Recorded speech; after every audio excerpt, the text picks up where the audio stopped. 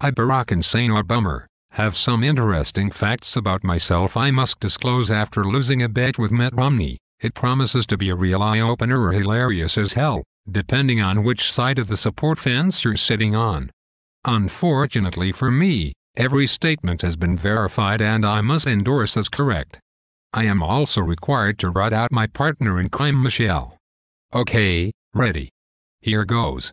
We both no longer have valid law licenses. What, Romney? I know they already knew this. I am getting to it. There is more.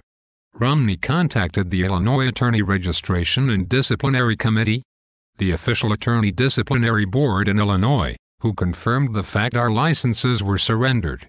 They are very strict, and mean as hell to boot. It cost approximately $600 per year to maintain a law license. Hey Romney, I won't be paying this fee any longer. Okay, I'm confessing already.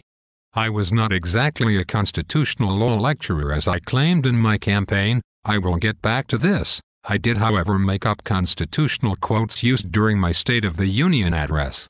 I was however the former editor of the Harvard Law Review who no longer is a lawyer. I was given two choices back in 2008. 1. Surrender my law license. Or 2. Face charges I lied on the state bar application. I chose to surrender my law license. I will add a voluntary surrender is not something one decides. A law license is not really something I will be using any longer, choosing to let it lapse.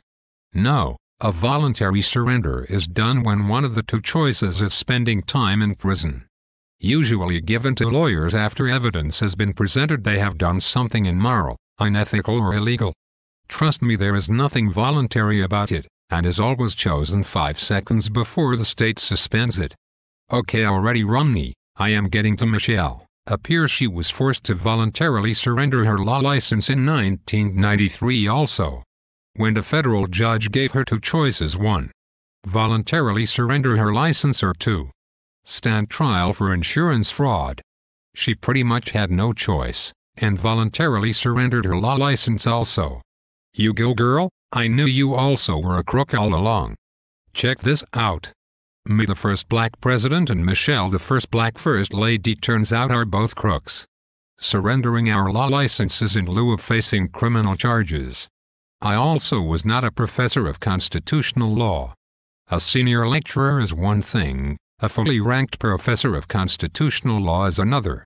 The chumps at the University of Chicago released a statement in March 2008 rating me out. The statement correctly claimed I only taught a few law courses and these were on a part-time basis. My union thugs were supposed to prevent this from being released, the assistant dean for communications and law lecturer at the University of Chicago School of Law said. I never held the title of professor of law. Big deal, I wanted the position is what I claimed. Appears I cited the U.S. Constitution the other night during my State of the Union address when I said, a free republic is when we find unity in our incredible diversity. I was drawing on the promise enshrined in the Constitution.